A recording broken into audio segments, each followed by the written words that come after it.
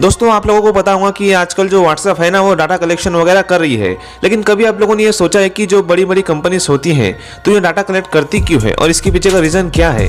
मतलब ये data collect कर रहे हैं तो इसको यूज़ कैसे करने वाले हैं, ये सवाल आपके मन में जरूर आया होगा। तो hello guys, welcome back to another video of get ready for fact. आज हम बात करेंगे कि ये जो कंपनीज होती है वो डाटा कलेक्ट करते क्यों है। तो दोस्तों डायरेक्ट बताता हूँ कि अगर आप लोग बात कर रहे हैं कि मोबाइल फ़ोन लेने की, तो अगले ही दिन या फिर कुछ ही समय में आपको मोबाइल फ़ोन में आपको मोबाइल की एड्स देखने को मिल जाएंगी। ऐसा बहुत होता है। तो उसके पीछे का रीज़न क्या है। तो सबसे पहले जो डाटा कलेक्ट किया जाता है वो बहुत ही अलग अलग टाइप का कलेक्ट किया जाता है। यानी कि जैसे आप ऑनलाइन बैठे, आप कौन सी भी ऐप खोल लो, आप कुछ भी स्क्रॉल कर लो, आपने कौन सी पोस्ट देखी, किसे लाइक किया, किसे डिसलाइक किया, सारी चीज़ें कंपनी ट्रैक करती रहती है। हर कंपनी अपने अपने हिसाब से ट्रैक करती है और उसके पीछे का सबसे बड़ा रीज़न ये है कि वो आपकी फ्यूचर की एक्टिविटी को ट्रैक कर सके। यानी कि आपको खुद मालूम नहीं होगा कि आप कल क्या करने वाले हो, लेकिन इन कंपनी से एक अंदाज़ा लगा सकती है कि कल एक इंसान इस टाइप की चीज़ें करेगा। इसके लिए इस टाइप की ऐड पहले से ही तैयार रखो। जी हाँ, कुछ इस टाइप की चीज़ें आपको देखने को मिलती है। और जो डाटा कलेक्शन हो रहा है आज के समय में वो इतने बड़े लेवल पर हो रहा है कि आपको एक फैक्ट बताता हूँ कि ऑलरेडी जो 90% डेटा है ना वर्ल्ड का, वो पिछले 2 साल के अंदर ही जनरेट हुआ है। और इतने बड़े लेवल पर ये सारी चीज़ें की जा रही है कि अब ऑनलाइन कहीं भी कुछ भी जाओगे ना, आपको इन्फॉर्मेशन देखने को मिलेंगी। यानी कि आपको खुद अपने बारे में जितना नहीं पता होगा उससे ज़्यादा गूगल को आपके बारे में पता है। लेकिन फिर भी बात करें तो इनकी एग्जैक्टली जो डाटा है ना वो किस तरीके से एक्सपेक्ट किया जाता है, यानी कि क्या क्या चीज़ें हैं।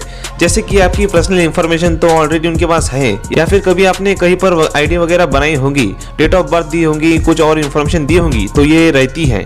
इसके साथ आप कौन सा मोबाइल यूज़ कर रहे हैं, कौन से नेटवर्क में है, कौन सा आईपी एड्रेस है और आपकी लोकेशन क्या है, ये सारी बातें तो रहती हैं कि आप ऐप को किस तरीके से यूज़ कर रहे हो, किस आदमी के साथ कितनी देर तक बात कर रहे हैं, ये सारी चीज़ें भी रहती है।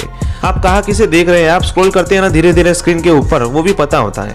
आपने अपनी स्क्रीन के ऊपर स्क्रॉल कर रहे हैं तो कौन सी चीज़ आपकी आंखों के सामने ज़्यादा समय तक रही है, इस हिसाब से ये काम करता है कि आपको अगली चीज़ क्या दिखाए, ताकि आप लंबे लंबे समय तक उनकी जो ऐप है उनको इस्तेमाल कर सके। इंस्टाग्राम के अंदर यही किया जाता है कि जो फीड्स होती है, सर्च वाले ऑप्शन, वो इस तरीके से डिज़ाइन किया गया है कि ताकि आप ज़्यादा से ज़्यादा समय आप उस चीज़ के अंदर रहो और बीच बीच में वो अपने एड्स भी दिखा सके। ये भी एक इंपॉर्टेंट चीज़ है। दोस्तों एक रिसर्च में बोला गया है कि जिस कंपनी के पास सबसे ज़्यादा डेटा हो वही कंपनी आगे चल के सबसे बड़ी बनेगी। देखा जाए तो गूगल हो गया, फेसबुक हो गया, वो आपस में सारा डेटा कलेक्ट करेंगी ताकि आपको अपने प्लेटफॉर्म में ज़्यादा से ज़्यादा एंगेज कर सके। ये आपके डेटा को एनालिसिस कराती है, आपके फ्यूचर को प्रोटेक्ट कराती है कि आप आने वाले समय में क्या करने वाले हो, और उस हिसाब से आपको टारगेट एड्स भी देखने को मिलते हैं।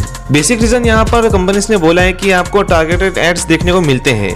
अब देखा जाए तो जो ऑनलाइन एडवर्टाइजमेंट है वो सबसे बड़ा बिजनेस है।